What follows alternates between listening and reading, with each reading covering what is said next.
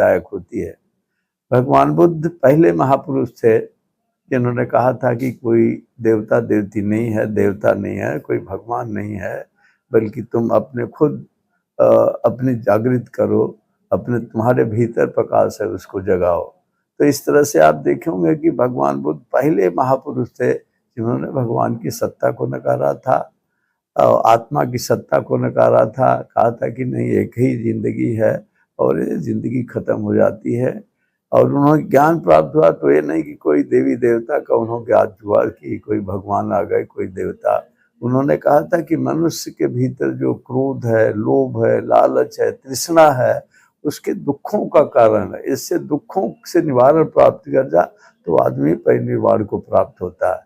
भगवान बुद्ध का अगर देखेंगे आप तो पहले चार्टर ऑफ लिबर्टी का किया था। भगवान बुद्ध ने कहा था कि कोई वेदों में लिखा है इसलिए तुम बात को मत मानना, कोई बड़ा आदमी कह रहा है इसलिए उस बात को मत मानना, कोई परंपरा से चली आ रही इसलिए बात को मानना नहीं मानना।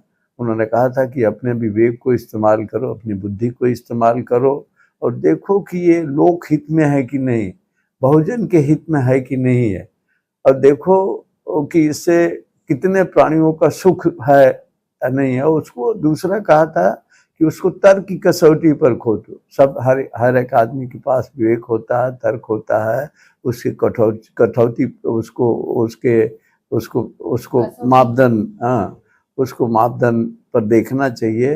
अगर तर्क संगत है और लोगों के लोक कल्याण के लिए लोगों का हित है तो उसको मानना और अन्यथा नहीं मानना। उन्होंने भगवान बुद्ध ने